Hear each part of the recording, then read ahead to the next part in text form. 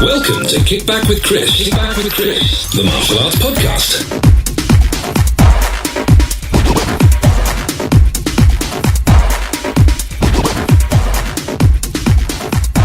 Good morning, everybody. Good evening. Whatever time it is where you're listening right now, it's that time again. 2 weeks has come around super fast, as it is always. I don't know whether it's just because I'm getting older or what, but when I decided to switch to a 2-week format, I thought that's going to give me loads of time to get everything planned and prepped between each episode, but nope.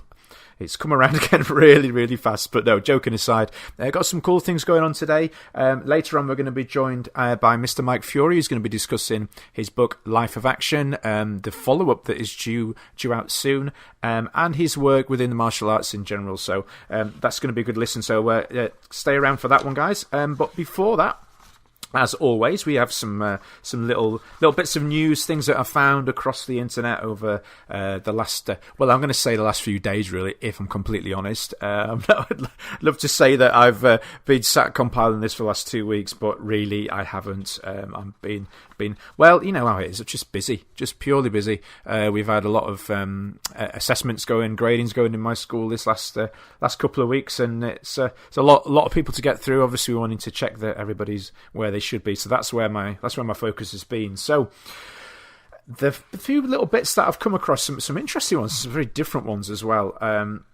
The first one I'm going to mention is the World of Martial Arts magazine. Now, I had absolutely no idea that this one was coming about until I saw the article on Facebook itself. Now, WOMA.tv, World of Martial Arts TV, have been around for a long time, and I think it's fair to say that if you're a martial artist instructor, anybody involved in martial arts in general, then you'll have probably liked, shared, or at least watched one of their videos on social media at some point.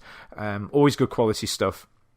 They've been around for a while now, even back when I was doing a few little bits of sort of martial arts based media with a little production company I had years ago. These guys have been around since before then, so they're always top quality stuff. And now, obviously, it looks as though they've turned their attention to a magazine. Now, what caught my eye straight away was on the front page. There's a picture of Jackie Chan from, I think it's from Project A by the looks of it, Project A 1 or 2. There's obviously this text over there as well, so it's yeah, I think it's Project A, to be fair. But some of the other things, when you read down the list, featuring, the first thing it says is female ninjas. So immediately, like, the first thing featuring female ninjas, I mean, yeah, it gets your attention straight away. But some of the things they mentioned in this have been in this issue: the roots of the USC, self-defense, unbalanced judo, Xing Yi Quan reveal, Tai Chi roots, a survival guide. There is, I'm presuming it's an interview with Master Samuel Kwok. There's an article on Chris Kent's Jeet Kune Do, some things on Aikido, and then at the bottom, the closing little bit of text, it says, "Who wins? 96-year-old karate black belt versus a 30-year-old pro boxer." So if between all that's not caught your interest, I don't know what will. But from what I believe, it's an online magazine and physical print as well that you can order. So go check it out. Again, the links will be in the show notes, but you can also go to www.woma.tv. And if you search, they've got a Facebook group as well, so you can go on there to check out that one. The next one we have coming up, again, a good friend of mine, Steve Smith, and Mr. Steve Timperley, they're doing a joint seminar on October the 28th in Defendo and UK Military Deployment Restraint Workshop. It's on the 28th of October, for ages 16 plus. Between the times of 12:30 and 4:30, roughly. Obviously, with these longer workshops, that's always subject to a little bit of run over time as well. It's £25, which is too cheap. It's an utter bargain for the information you're going to come up with on this. I mean, I've trained with Steve in Defendo briefly over a few weeks years ago with some students of mine, and it bloody hurts, I'll say that much. But as it says on the poster, fast, efficient and practical, and I would say that's true from the little bits that I've trained with them. As well, obviously, Steve, he's very much a no-nonsense guy, and anybody that's done his KWAP or KWAP, depending on how you say it, courses will know. No pun intended, straight to the point. Let's see what I did there. It's a good one, isn't it? But no, joking aside, Great guy, lots of experience. This is definitely one to get on. It's going to be taking place at the Progressive Martial Arts School, which is Steve Smith's school up in Catterick. So if you go, also if you're going, give us a ring. And I'm trying to think, 28th of October. I'm going to have to check if I can make that one or not, because I might have to get there. But failing that, if you're going past, maybe drop me a line and we can meet up. And if you're interested in being in the podcast, because that's only, I think it's about 25-30 minutes further north than me. So if you're up this way anyway, drop me a line. The next event we have to mention here, it's the same day. Different things, though. I didn't just notice now. Should have really noticed this when I was doing my show notes. But again, on Sunday the 28th of October, the Dragons Clash Kata and Forms Only competition. This is at Sheffield Dragons, run by Master Terry Johnson. So if you're interested in forms and kata, anybody out there in the UK scene that is involved in either forms or musical forms, tricking, they'll know all about Sheffield Dragons and the quality of their students. If you're looking, it's without doubt will be a quality event and a fair event. With good judging. One of the things that I have actually discussed in length with people over the years is sometimes the judging for forms, musical forms, can be a little bit up and down, shall we say, from tournament to tournament. But you guaranteed that an event hosted by Sheffield Dragons, you're going to get some quality judging and the opportunity to get some good feedback, I would imagine, as well. No better place to get involved and give this a try. So it's October 28th. They do actually have a Facebook group. If you go onto Facebook and search for the Dragons Clash Kata and Forms Only competition. I'm not sure when registration for this ends or if it is even started, but the venue is in, as I say, the venue is Sheffield Dragons. The postcode is S139NR. But if you get in touch with Terry on Facebook, I'm sure he can help you out with that one. The next one we have here is the Shikon Tai Chi Midlands Open Seminar. I'm just going to read it from the information they've got on there. It says it's at the Way of the Spiritual Warrior Dojo in Coventry, which is a great venue, a massive venue, which is owned by Mr. Tony Pillage, good friend of the show, and a lot of people out there. And it's an opportunity to come along and give the Shikon Tai Chi system a go, and there's going to be loads of instructors there. I'm just looking through coming from all over the place, from Bradford, Sheffield, Cheltenham, Leicester, Coventry. So the really good opportunity to train with a lot of different people here. If you're interested in booking a place, if you give Mr. Steve Rowe a message, all the funds raised from this are going to Tony Pillage's cancer fighting funds, which is, as I'm sure you can agree, a really worthwhile cause. So get involved with that one. Sunday the 7th of October between 11am and 2pm at a cost of £20, which is a bargain again. The next one we've got here is from Mr. Stuart Tomlinson, and it's in conjunction with the Warrior Collective, which, if you've been on Facebook, I've certainly noticed, getting involved with doing online videos and courses and stuff, obviously, through Matt Chapman, and who we've had on the show before. Stuart actually runs I believe he does, correct me if I'm wrong, Stuart, but the Warrior Collective is an online video training portal, very high quality as well, some really, really quality stuff on there. But this one is a seminar with Paul Semtex Daly, running a kickboxing masterclass on Sunday the 30th of September in Manchester. It's £25 per person for adults, so it's age 14 and above, it mentions on here, of any ability level. So really, really good opportunity to train with a top level martial artist in Paul Daly. So if you're interested, I would say give Stuart a message on Facebook. And as well, they've got the website, which is thewarriorcollective.co.uk.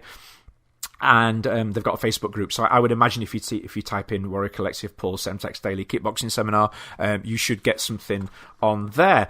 Okay, so the next one we have is actually an interesting one. I spotted this on Facebook a couple of days ago. It's a scheme that a UK-based martial arts instructor has developed to help, raise the confidence of our newer starters that we all have in our schools. But rather than me go through it, very, very coolly, somebody's made use of our SpeakPipe function on our website. And this is actually a a brilliant example of how it can be used. So anybody out there listening to this now that's thinking about submitting a clip, this is how good it can be, and you don't have to go anywhere. You can record this one from the comforts of your own, wherever you want to be, bed, bath, whatever it is you're doing, bus stop even. But no, as long as you've got a mobile phone, you can record it straight from it. So what I'm going to do is hand over now. You can have a quick listen to this, and I'll be back straight after.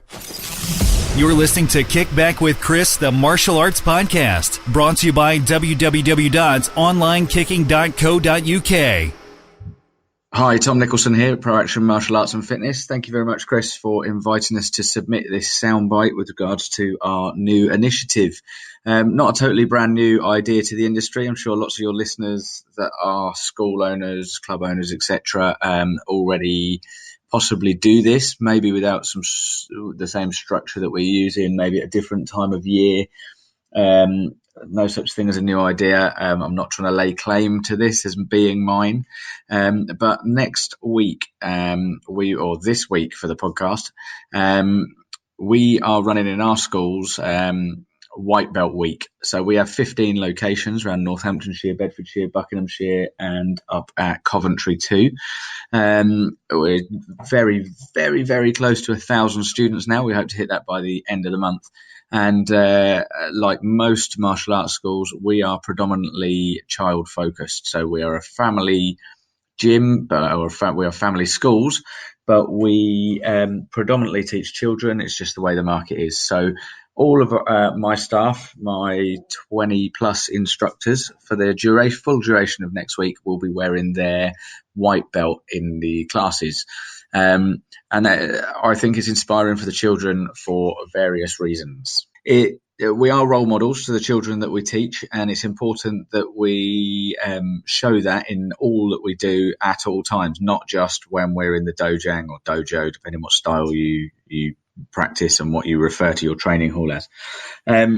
It demonstrates, wearing the white belt will demonstrate to all of our students that we are first and foremost always learning. So that can hit home, we hope, to these children in several ways. And what we're doing is standing in the front of the class in our white belts, and we will be talking to the children as well and explaining that, we started the journey in the same place as them. We have obstacles to overcome.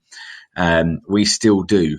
Learning is key to life, and we are still learning. We might be first, second, third, fourth, fifth, sixth, 100th Dans and whatever, but we are all still learning. We're all in this journey together. We all learn from each other, whether we're in the role of student, assistant, instructor, or anywhere else in between. We are all learning. So it's really, really important to get that through to the children. It helps us to put ourselves in their shoes as well, to remember our roots, remember where we came from, to be that sponge hungry for knowledge that's growing all of the time. And lastly, just to say, I can't see anything negative within this initiative. There's nothing negative to a senior putting their white belt on. I think if anyone has a problem with it, it would show them something about themselves. In fact, it would help them learn. It would show them that possibly they need to get their ego out of their own way. Wearing a white belt there's nothing shameful in it. I think it's the most fantastic thing you can do. Start a new challenge. What is different about how we're doing it then? So what we're doing is we're doing it this week. This is the second week for most people, a second full week back at school. Certainly in England anyway.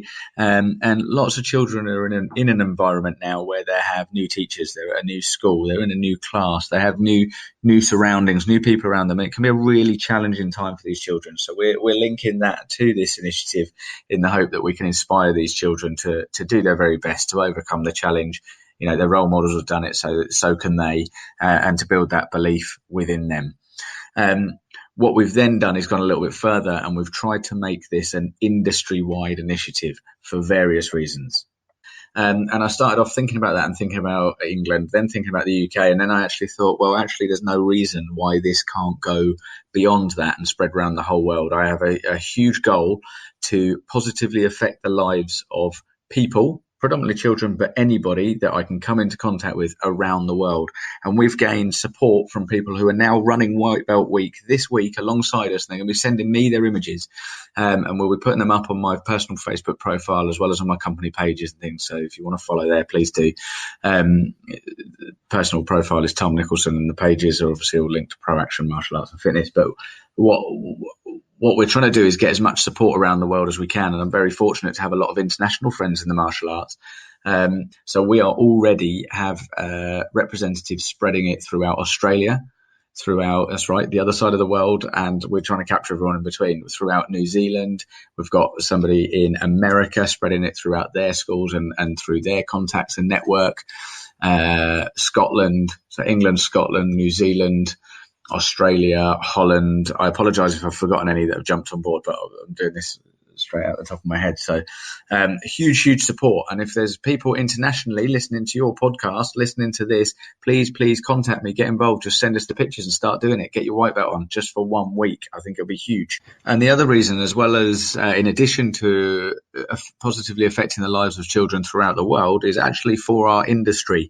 We, as the martial arts industry, and I'm really passionate about this, we need to work together. We spend all our lives, it seems, or it appears, I've seen so much of this in our industry, fighting each other, quite literally, but fighting each other in terms of business as well, and people talking negatively about each other, and it goes completely against the ethos of almost every martial art that I'm aware of.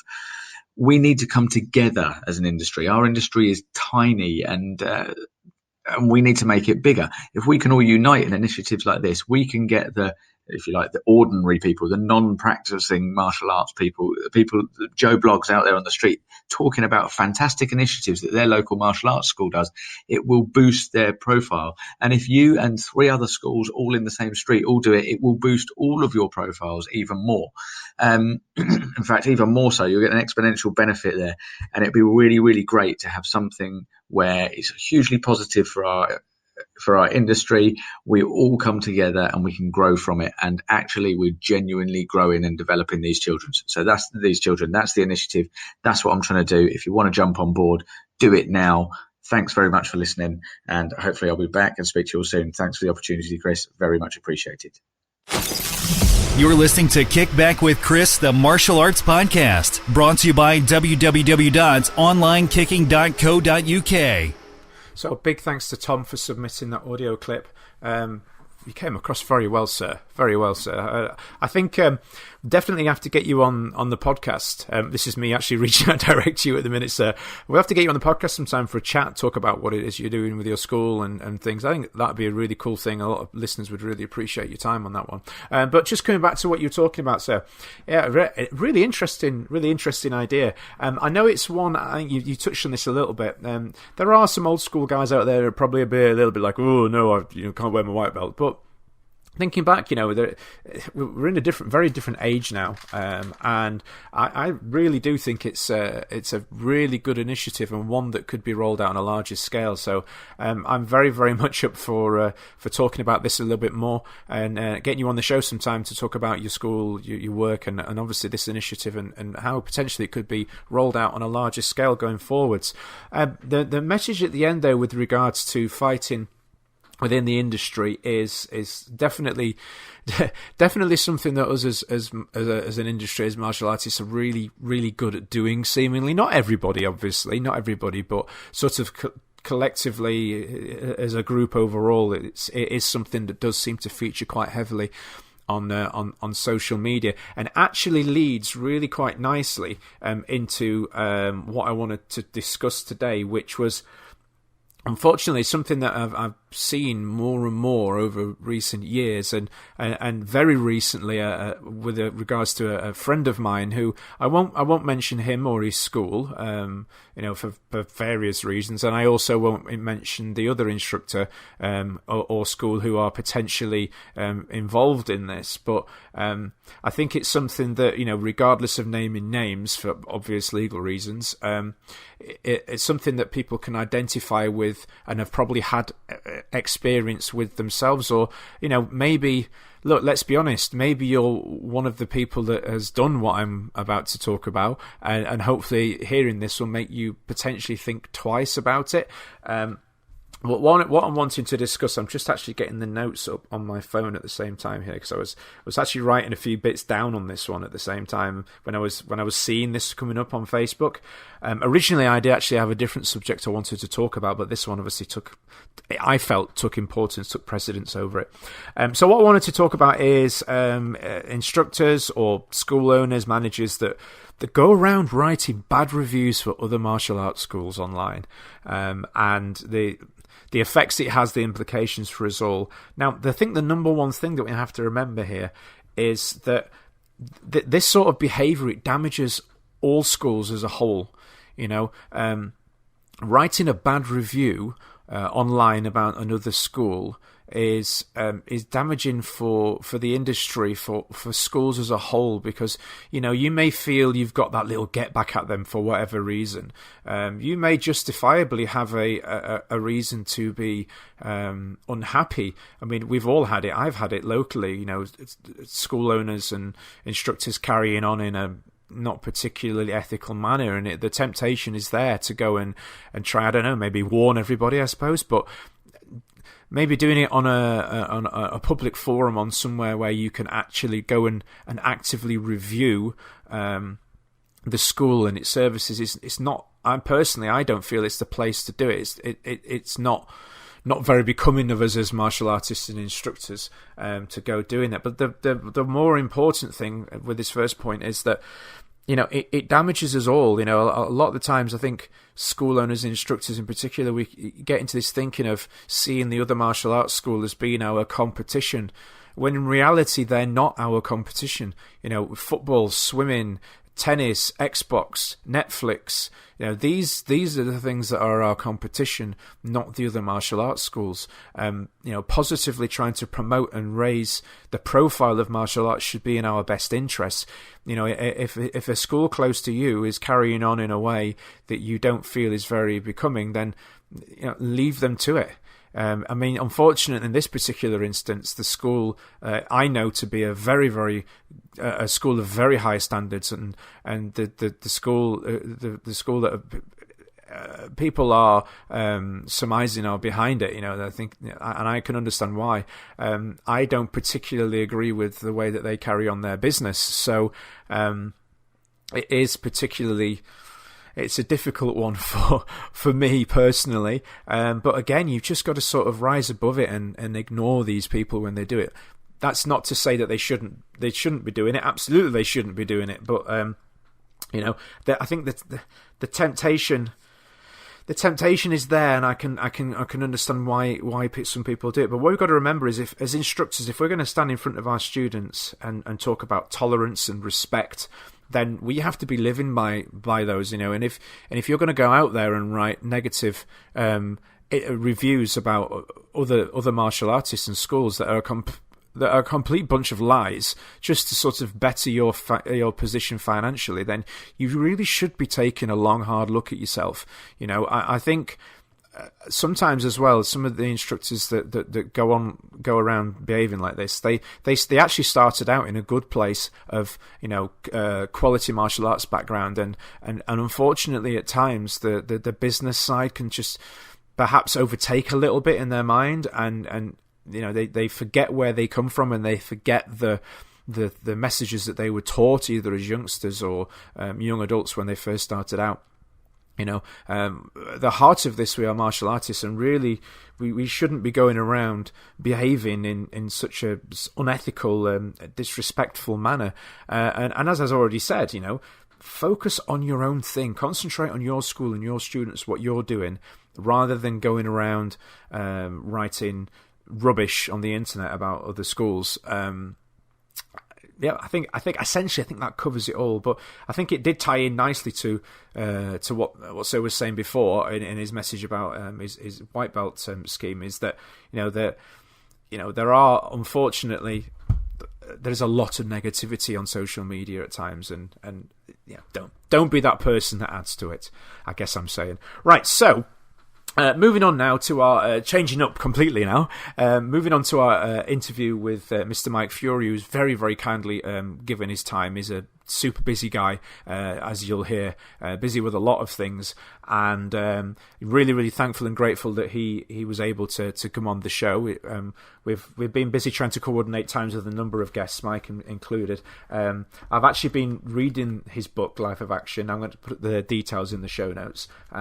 It's a fantastic book, as you'll hear in the interview, but it's been a while since I've been able to get hold of a book of this quality from with regards to the podcast, and it's one of those ones where I actually mentioned this in the podcast interview. It's one of those books that you want to keep nice on your bookshelf because it looks absolutely fantastic. But enough of me talking about it. We're going to move on to the interview with Mike now, and then I'll speak to you all on the other side. Enjoy our podcast? Please remember to subscribe, rate, and review Kickback with Chris on iTunes today. Okay, so joining us on the line now, we have Mr. Mike Fury, a man of many hats, keeps himself very, very busy. How are you doing today, Mike? Yeah, very well, thanks, Chris. How are you? It's actually getting a little bit cold here. Maybe I think I'm just a bit of a wimp. But I actually contemplated putting on the heating for about 5 minutes in my gym. Yeah, we've had a very hot summer, though, so I think anything after that is going to feel pretty freezing. I think it's just me. But, so what I always like to do with interviews on the show is go right back to the start. Just a little lead-in, actually, for those that don't know about Mike. I've actually brought him on today to talk a little bit about his book, Life of Action, and maybe a little bit about any future publications that are coming up as well, and also everything in between. But what was it that first got you into martial arts movies and action movies in particular? Yeah, no, it's an interesting one. I think everyone who's interested in this is going to have their own, probably similar story, dating back to watching martial arts movies as you grow up.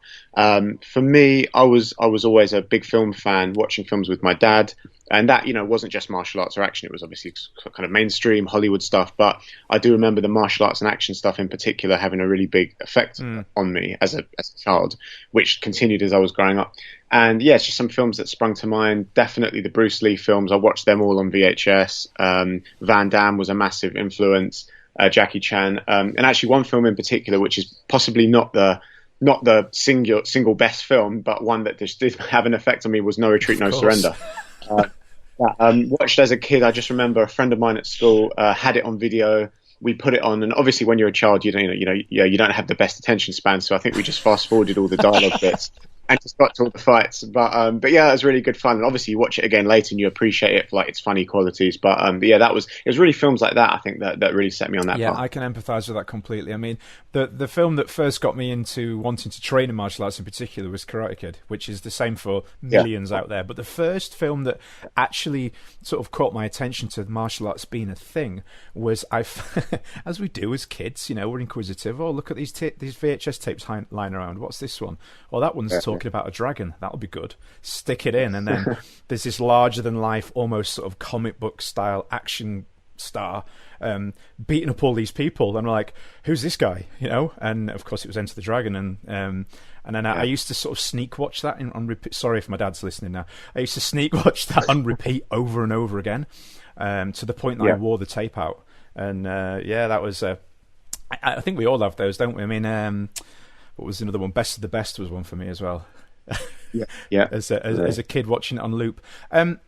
So obviously reading a little bit on your website, I see you've got a martial arts background. When was it that you got into martial arts? Was it before the films, or was it sort of around? That was actually, it was pretty late, to be honest. Probably like, I'm trying to think back, really like early 20s, I think, which is pretty late to be starting. I mean, I kind of envy anyone that, where you hear about stories, maybe you're the same, other people listening, your parents kind of push you into martial arts. That's something that I wish I'd had. I wish I'd been taken to karate or taken to stuff when I was a kid, because obviously you just get that early foundation. But I did other sports. I did swimming, I played rugby, I did other stuff. And it was I think a turning point for me was thinking, like, why aren't I doing this? Like, when you kind of become a young adult and you're kind of like, I can literally, independently just go and do this now. I don't have to have my parents give me permission to do it. So I just went off and I started out more traditional Chinese martial arts and did things like Wing Chun for a number of years, which was really good fun. Really enjoyed that. And then, of course, when a film like Ip Man came along, I mean, I'm not sure if there's any figures or stats to support this, but I wouldn't be surprised if, like, worldwide Wing Chun membership went up when Ip Man came to because it was such a cool film and really, showcased that art in such an impressive way. Obviously, there'd been Wing Chun films before, but that was just such a big one with Donnie Yen obviously being very cool. And then subsequently got more interested in, obviously still continued Wing Chun, got interested in other stand-up, kickboxing and things like this. Started into Brazilian Jiu-Jitsu, which I still do today. So yeah, tried to keep it quite varied. And of course, with the film aspect, as you know, Chris, you've worked on movies. It pays to be kind of well-rounded. So trying to, broaden that arsenal as much as possible. And yeah, just being interested in different arts, basically. Absolutely. And I fully agree with you on that one. Trying out different things and having even if I can only speak for myself, but there are lots of arts that I've sort of trained in, and I do still train in occasionally, just to sort of keep my hand in that, so to speak. But even to have an appreciation, I mean, some of the arts, I've developed an ability to sort of mimic. I don't fully understand what it is that the techniques are. And that later down the line, there may be something that I'll go back and train in properly. But again, for the film side of things, it's very different, isn't it? It's not, you're trying to exaggerate the technique as such rather than actually be able to apply it. But no, that's really cool. So with the BJJ thing, I know a lot of friends that have got into that recently and stuff. Is that something I'm assuming that you go and compete as well, or you have competed? Yeah, I have competed a little bit. I should really do it more, but I've actually, in the past year or so, I've moved house and I'm further than from my gym than I've ever been. So it's actually hard just to kind of keep up training as much as I should. But no, it's amazing. I mean, it's such an impressive martial art. The guys that do it and the guys that compete to a high level are absolutely insane, ridiculous. So talented. It's like it's very impressive. And obviously, if you've ever done it, or for anyone listening who's done it, when you obviously, I mean, any martial art where you're competing or sparring is going to be tough, of course. But if you roll, I'd say in particular, roll with anyone that's kind of blue, purple, brown belt, anything, and obviously up to black belt. You can really feel the techniques and the talent. And even it's probably one of the most disarmingly or deceptively kind of, I don't know, put you on your ass and teach you a lesson type of martial arts that I've experienced, where I've done even things like Wing Chun or like certain stand up sports where you're kind of sizing up your opponent. Obviously in something like BJJ, what's interesting, you'll roll with like quite a small scrawny guy and he'll completely tie knots in you and then choke you out. So there's a lot of talent involved, a lot of skill, and yes, just very, very impressive athletes. So just to kind of keep up those techniques and those drills is very, very important. I think it's a really it's a really interesting and very technical martial art. So I think if you're mentally focused in the way you want to train, work out kind of problem solving and puzzle solving, it's a really good one for that as well. I mean, I have only done little bits, but one thing that stood out to me immediately was with respect to the sort of kickboxing and taekwondo background that I've got, when you're sparring, it's very, obviously it's a different type of physicality. It's hard to explain, like you just mentioned there. But what I noticed is that I was over trying, and the more I tried, the worse it got. I was absolutely wrecked within like a minute, and the other guy was just like, Well, that's a very common thing, especially white belts and new people starting out. You really kind of like overexert yourself and obviously completely knacker yourself out. And you'll be with, maybe even obviously maybe higher grade, but somebody physically smaller than you. It could be, so you think, oh, I'd easily have this guy or whatever. But he'll be, very chilled out, playing it really cool, and then just put you in the most subtle little choke or arm lock or something, and then you find yourself in a very compromised position. So yeah, it's definitely one of the big things you learn, especially early on, is trying to kind of stay calm under pressure, pace yourself and not wear yourself out. And when you're competing, sometimes it could be like a 5-minute or a 6-minute round. You really don't want to blow yourself out in the first 30 seconds, because then you're screwed. Absolutely. So moving on now to this very awesome and very comprehensive book, Life of Action. Over the years, just for the benefit of people listening now, I know I've posted a picture, and I know that some of you have actually read this already from the messages that I've had, all very positive as well, I might add. But this is a substantial book. This is one of those books. I used to collect a lot of sort of sci-fi books when I was a kid, and there were some books that I didn't want to read because they looked nice. I like to keep them, and the bits that I've been reading so far, I've been reading this very carefully because it's a beautiful looking book as well. The cover, it's So what was it that? Obviously, you've already talked about your love of action films, but at what point did it switch? And when were you inspired to think, I want to sit down and write this epic book?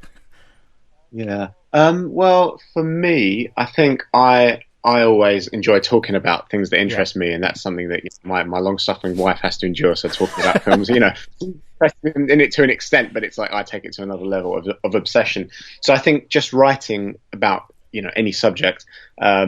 In this case, having an interest in journalism as well from school, I was quite good at writing. Just wanting to write about things that interested me, so I started writing about these sorts of films for magazines and various websites. And then the snowball effect came into the form of this book. And I just thought that I'd had the opportunity by this point to interview various people, meet certain people, and obviously you're very interested in these films anyway, so you've got a million questions you want to ask them. And what tends to happen is you find really interesting stories or behind the scenes anecdotes, and just really, really interesting insight into these guys and how they made these films. And then I thought, well, this could be a really good book in terms of compiling all these interviews together, trying to have some sort of a consistency or message running through it, but at the end of the day, you're also talking to different people with their own unique backgrounds. So that's really where the idea came from. And then it was kind of just went through it, I would say, half blind. Like you're just putting something together, you don't know how it's going to turn out. And well, it turned out, it turned out in the form of this book. But fortunately, the response was really good. The feedback's been really good. So now I'm working on the second one. I mean, the list is huge. I'm not gonna. Do you know how many people there are in it? You will know off the top of your head. Yeah. So the first one, there's 35. It's amazing, and I mean, and it's a comprehensive list as well. Some of the people in there got obviously the likes of we've got Scott Adkins in there, got Donnie Yen. And it's I've been going through from the front in order. I have a tendency with books like this to sort of skip read, but I'm like, no, be disciplined. Yeah. Go from the front to the back on this one. And what's really nice is it's a great one for anybody out there that's interested. Not only in action movies and the process that goes in, but interested in getting into this as well, because there's some fantastic advice in there. And what's really nice is that the individuals all come across very differently. So it's not like, well, you've read one and you've read them all. They're all very, very different. And it's been very, very well done. So I must congratulate you on that. Oh, no, thanks, Chris. Really appreciate it. But I think just to your point there, I think that's one thing that's really interesting but really important for me, and I wanted to come across, is that everyone's got their own unique journey. And that should also apply to you or to somebody else, listening here or reading the book. There is no set path. There's no rules. And everyone's got their own story, and hopefully you can take you can take aspects or qualities that you like from certain people in the same way you've been inspired by certain people, certain films. But at the end of the day, it's your journey and your experience, and you're going to kind of go about doing things your way. So hopefully that comes across that you can have the courage to kind of follow your own path. As cheesy as it might sound, that's kind of what everyone should do, really. Absolutely. I think. So with regards to the people that are in this book, did this list sort of grow organically, or did you write these down and go, these are the people that I would like, or was it just a case of this opportunity, here's another opportunity? I know. I do wish it was that easy. What I did was I made a long wish list, which was probably like double that. And of course, there are people you can't get for various reasons. It's usually, agents or managers cock block you, for lack of a better word. And or people are busy. They genuinely might like to do it, but they're a bit busy. Like one example was the Dolph Lundgren interview in there. His people work with him are really nice, but he's really busy. He's kind of doing back to back these days. So that interview took over a year to get, just to actually organise it. Took over a year, but fortunately, they were really helpful, and I'm really grateful for that, because you do need help sometimes to do these things. People like Scott Adkins I'm friends with, so he was obviously more attainable in that sense. But then some of the people that we didn't get first time around, I've now been able to approach for the second book. Fantastic. So hopefully that kind of snowball effect continues. So with regards to the interviews in the first book, because we will come to the second book for sure. I would like to pick your brain on that one a little bit. But with regards to the people you managed to interview on this, were there any people in here that you had that little sort of, yes, I got them, that moment of yes? Yeah, I think Dolph is definitely one, because he's been a hero of mine for as long as I can remember. I'm sure it's the same for a lot of people. Whether your favorite films are of his would be Universal Soldier, Showdown in Little Tokyo, all these kinds of movies. Somebody like that with a great canon of work. But even actually a lot of the stunt guys, really interesting stunt people in there who've got a long running history. And actually, one thing that was really nice and quite lucky, actually fortunate timing, was the bosses of 8711, which is one of the biggest stunt teams in the world. They are very experienced stunt coordinators and second unit directors, and they were actually at the time just on the cusp of doing John Wick. Right. So they've now become fully fledged filmmakers in their own right. Now they've done John Wick, they've done Atomic Blonde, Deadpool 2 between them. And, so now they're basically Hollywood directors. And I think if I was to approach them now, like fresh, it would probably might be quite tricky. But at the time, we were in a good position where they were kind of just transitioning into this. And as a result, I was able to speak to them quite in depth. And also, actually, there's some exclusive John Wick set photos in the book, which we were able to organize just from, basically speaking to the guys and trying to getting a photographer to the set basically purely for my benefit. So that was really cool. So, but also, I can't take any kind of, genius credit for that. That's just purely lucky timing, basically. No, again, I can't stress it enough. And people out there that have, been thinking about picking this up and haven't done, go get it, because it's a fantastic read, but it is a beautiful looking book as well. And they say the photos in there, there's some great images throughout the book. And for people like me, especially, we like some photos in there. Break up the text a little bit. I like a nice picture. I think there's some images of some of the films you've worked on, Chris, like Bodyguard: A New Beginning, because Mark Strange in there and some of those guys, and also nice timing. People obviously go on. The only thing is with a book, like it does date as soon as something's printed. Obviously, things happen in the subsequent years that won't be included in the book. But with people like Scott, he's got his own work happening now. Like we've mentioned, the 8711 guys, and then Mark Strange, Chi Kyung Chung, who did Underground and Bodyguard's New Beginning and films that you were involved in. Now, of course, they're doing Redcon, aren't they? Redcon 1's coming up soon. So I'm guessing you probably spoke to Mark Strange about that. Yep. Is that's that right? Yeah. The time when he was on, it was just before they were about to start heavily promoting it, so the details are a bit scarce. But yeah, it's the really nice thing. I was actually just going off subject a little bit, but I was chatting to some people the other day about how great it is to see how the sort of industry within the UK is having that second boom again. Like the mid-2000s, early mid-2000s, there was quite a lot of action stuff coming out of the UK, and then it sort of had a bit of a lull. And at the minute, it's sort of like having a second wind, like another boom again, which is really cool to see. And it's nice to see that the people who were there the first time around are now seeing the benefit of that and really pushing on. Obviously, with Ross, with the success of his film at the moment as well. And yeah, it's really, really cool to see. Yeah. Just with regards to going back to your love of movies as a child, and obviously now as an adult, we all have our favourite action scene in a movie. What's yours?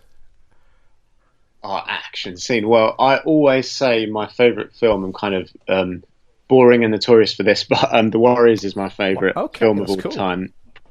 Would probably have to be my favourite action film. I think the action film / regular film would overlap in that sense. It would be The Warriors, but my favourite scene from that would probably have to be the Baseball Furies chase sequence. When the guys come out the subway, they're confronted by the Baseball Furies standing around. It's pretty terrifying, all the makeup and everything, and then they have that foot chase right down the street and then fight in the park. That's just an awesome. I just think everything about the music, the way it's shot, the tension, and then of course the action. It's actually pretty solid action. Again, considering look back at it, it's like a late 70s film, and it's still pretty gritty and pretty heavy. Even by today's standards. Cool. I worked on the sort of loose remake of that, or based upon the Purifiers back in 2002, 3, somewhere around there. Mm-hmm. So that's an interesting one. That's cool. That's not one I get very often.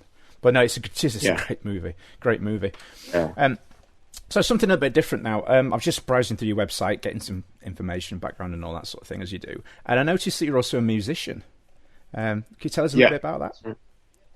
Yeah, I'm a massive. So I'm a massive music fan. I always say my two biggest passions are film and music. So my main instrument is drums, although I play a little bit of bass guitar and regular guitar.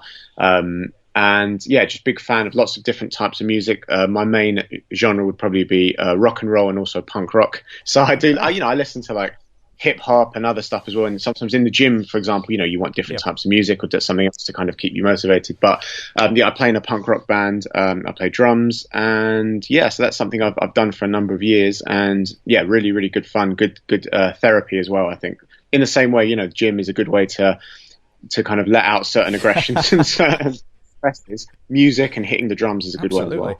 So, Life of Action 2, what sort of thing? What can we expect? Is any people you can tell us about they're going to be included, or is it all super top secret at the minute? No, I mean, well, the best way, there's a Life of Action page on Facebook, which is just, I believe it's facebook.com/Life of Action book. And that's where I post all the news to do with the upcoming book, as well as the information on where you can get the first book.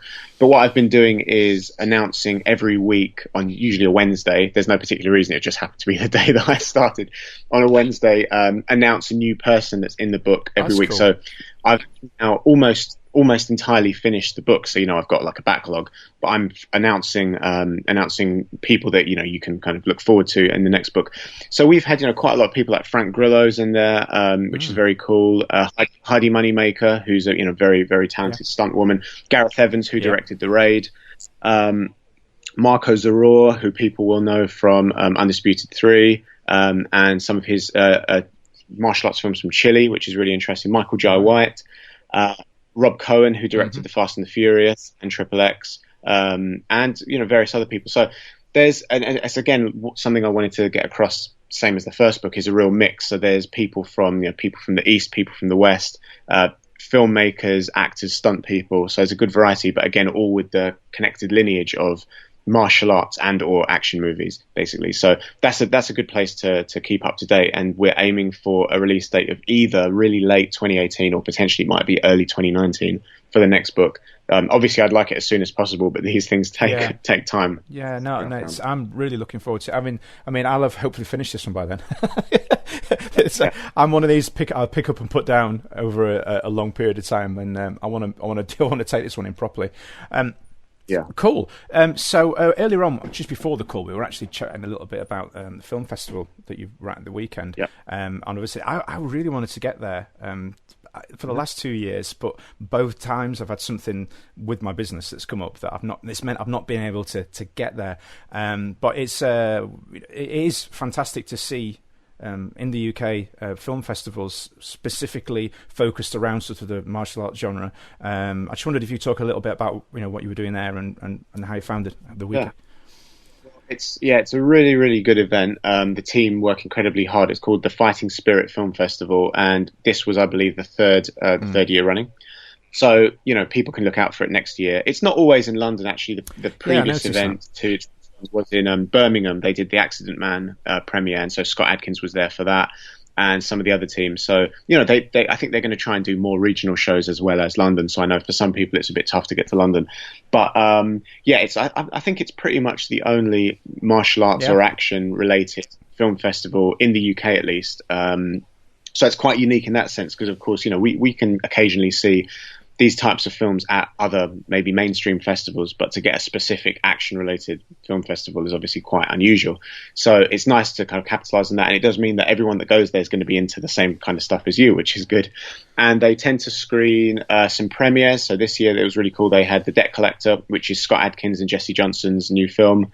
They had Vengeance, which is Ross Boyask's new film, starring Stu Bennett, which was nice to see on the big screen. And then they usually do some classic film screenings. So this year they did The Karate Kid 2 and Enter the Dragon. And then they do a short film showcase as well. So you can submit your short film and, it might hopefully make official selection. And then they screen the best and they hand out awards and this kind of thing. And plus they have martial arts demonstrations and some live demonstrations in the cinema in front of the screen before the film start. So it's really cool. So you do get to see a lot of stuff, from a value perspective, you get a lot. And obviously you get to see and meet a lot of filmmakers and actors that you might be fans of, plus meet other like-minded people. So it's a really cool event. And I was just fortunate to be asked to be involved. And this year I actually helped out with some of the Q&As, and I ran a seminar with a few guests on stage, including Ross Boyask, talking about how to make a modern action film and all the kind of intricacies that go with it. Obviously it's a massive subject, so it's really hard to condense into a 40-minute discussion, but it's kind of like cover some of the basics and then take questions from the audience and stuff, and have the opportunity to ask somebody like Ross, who's very knowledgeable on film. So it was a really, really good event, and I'd really encourage anyone that's interested in this stuff, definitely check it out from next year. I mean, it's a fantastic means to network as well, and I know the thing with most things now, a lot of things are going social media, and people are chatting more on there. But events like this it's really nice to get together and meet up with people who are with like-minded interests as well, from various. I mean, I know, no doubt that there was people there from the industry as well, so obviously an opportunity to sort of meet the people that you see working in the films and get a chance to sort of get up close and ask questions. So. Yeah, and I mean, you get to meet. I mean, I know that there's, Scott Adkins has got a huge amount of fans, so a lot of people there taking pictures with him. Obviously, same for somebody like Stu Bennett, who's got a big history as a pro wrestler, WWE, and so on. And then I even heard about directly firsthand from people, young filmmakers starting out wanting to make a short film or make their second or third film, and they're recruiting people there because you'll get stunt performers there. It'll be like, oh, this so and so is going to be in my film now, and this kind of thing. So it's a good opportunity for that as well. Just in terms of networking, fantastic. As you say, that's really positive. Good thing to hear. So we'll for sure keep them. In fact, I'm going to make a point of contacting Sue and a few other people, and we'll get them on to have a chat about the next one and give it some promotion. Cool. So can you talk a little bit about the future? Have you got anything planned? Any news, things you're working towards? Yeah, the main thing for me have been really, really. I kind of compartmentalized quite a lot, so I've been really focused on Life of Action 2. So that has been, that's been taking up a lot of time. But beyond that, I think there'll definitely be a third book. Obviously, it's kind of early days at the moment. But for example, I'm already kind of reaching the point of being chock-a-block on the second book, but then you're thinking things will roll onto the third book. And alongside that, other films and other projects, hopefully I'd like to be involved in, but I'm keeping that quite quiet for now. I think main focus is Life of Action at this moment. Sure, this should be... Oh yeah, maybe not say this on this recording, but I think this would be a really cool one to develop into something of a documentary as well. Absolutely, at some point. That is actually happening. Oh, I'm not saying much about it, but that's fine. I have talked about it very extremely briefly, and I won't go into too much more on that at this moment in time. But when there is more to say, obviously, I'd love to. Little teaser there, little exclusive teaser. That's really cool. But no, that's one of the things that stood out to me as I was reading it. I thought this would make such a fantastic documentary. I remember I had some sort of on video VHS from years ago, but they're so out of date now, it's unreal, and there doesn't seem to have been one really since then. So that would definitely be really cool. So anybody that's looking to find out a little bit more about yourself, I know you've touched on a few places here, but where are the best places to find out about yourself and your work? The best place would probably be my website is mikefury.net, and there's also the links to my various social media, including Life of Action on Facebook. So you can also find me on Facebook, but Life of Action in terms of keeping up to date on that is the best place. Would probably be Facebook, and I'm on Twitter and Instagram and all that other crazy stuff. So just great to keep in touch with people and hear from people that are fellow fans of action martial arts movies. So hope to hear from everyone soon. Well, thank you very much for your time. That half an hour has absolutely flown by, and I hope you have a great rest of your day, and I really look forward to keeping up with the updates for the next book, and maybe have you back on when it's nearer the time and share some information. That'd be great. Thanks so much, Chris. Cheers. You're listening to Kick Back with Chris, the martial arts podcast, brought to you by www.onlinekicking.co.uk. So thanks to Mike again for his time today. Really interesting chat there. And this book, I just wish this book had been around when I first started out back in sort of 2000, 2001, because as I mentioned in the interview, it's some really interesting insights to how people got into the industry. There's a really cool one with a good friend of mine, Mike Leader, who talks about advice about how to get into the industry with regards to casting and showreels and that sort of thing. But you have to go get it, check it out. I say the information will be in the show notes, the links directly to the book itself, so you can go along and pick it up. I would recommend that you pick this one up before the second volume comes out, because the information in this is if you're into martial arts movies in any way, whether you're just a fan of the genre or you're somebody in the industry already or looking to get into martial arts movies or action films on any level, whether it's independent or you want to go the full hog and go all the way through the stunt register or work abroad, whatever, I really do recommend you go check this book out. As I say, it's one of those cool books as well that look great on the bookshelf. So it's got a fantastic picture on the cover of Scott Adkins, so as Yuri Boyka, if I can say it right. But yeah, go check it out. Really cool book. So coming up over the next couple of episodes, we've got a number of interviews lined up. Now we're having a little bit of a shift now. The podcast is taking sort of evolving. It's taking its next step, I guess you could say. I've already touched on this a little bit in a previous episode, and obviously on videos and posts within the Facebook group, which if you're not a part of yet, go join it. Go look for Kickback with Chris, Martial Arts Podcast on Facebook. And obviously you can go through our website as well, which is kickbackpodcast.com. It's hard to say fast, that one. Or martialartspodcast.co.uk. You can go through either of those. Just on that, though, quickly, if you go through mobile phones, sometimes the first time you do the link, it doesn't work. I don't know why. It just doesn't. If you're a techie out there and you know why, maybe you could tell me. But if you go there and you can join in the conversation so you don't miss out on things like what I'm about to talk about now. But the next sort of natural evolution of the show, first of all, obviously, we've been working predominantly using Skype, so calls remotely, which has its advantages. Obviously, it saves on expenses and it means that we can do these interviews from anywhere across the world. But looking forwards and taking it to its next natural step in evolution, we're wanting to get out on the road. To which end, I've just been discussing with a number of instructors. I'm going to get out and about and basically, it's an opportunity to train, to network, and obviously to have a chat over a cuppa as opposed to over a desk via Skype.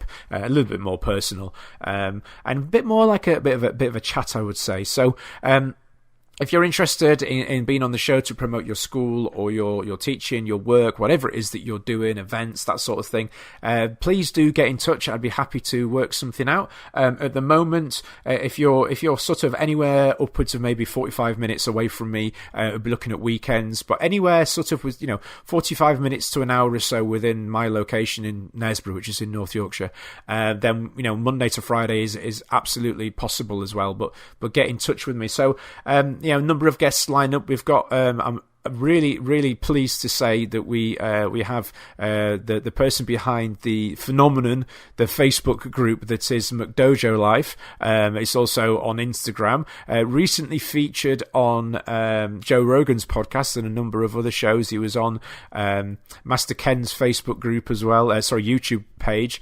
So yeah, that's going to be an interesting one because I know how much those type of video collections and groups do divide the industry, but that's what I'm all about. I want to have an open forum to have guests on from both sides of the fence, I guess you could say, to give them that platform to speak, and that will hopefully continue now with my ability to get out and about on the road as well. So looking forward to exciting times ahead. As always, if you have any news, reviews, or any bits that you want to submit, obviously we had a fantastic one on earlier from Tom, so thank you to you, sir, for that one. That was a great audio clip and a perfect example of how good that SpeakPipe function is. So please, people, start using it. It's completely free. Well, it's free for you guys to use anyway.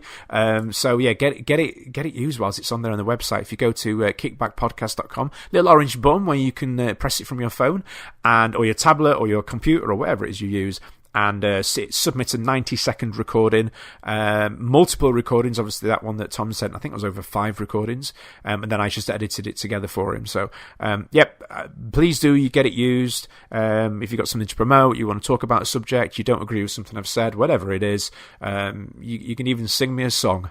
I might not include it in the show, but, whatever. It's all good. But no, joking aside, thank you once again for listening. Looking forward to our show in 2 weeks' time. Although that being said, you might get one bit sooner, but you'll have to just wait and see, won't you? But no, guys, joking aside, thanks again. I'll catch up with you all very soon. Have a great week, whatever you're doing, and please share, guys, share the podcast, share it around, share the links. Go to iTunes, give us a star rating and a review, and share it all over the place. The more this gets shared, the more listeners we get, the more we can do with it. Again, I appreciate the support that we've had so far. But let's push this now, guys, and let's take this to the next level, and let's take over the world. All right, guys, thanks again, and I'll chat to you all very soon.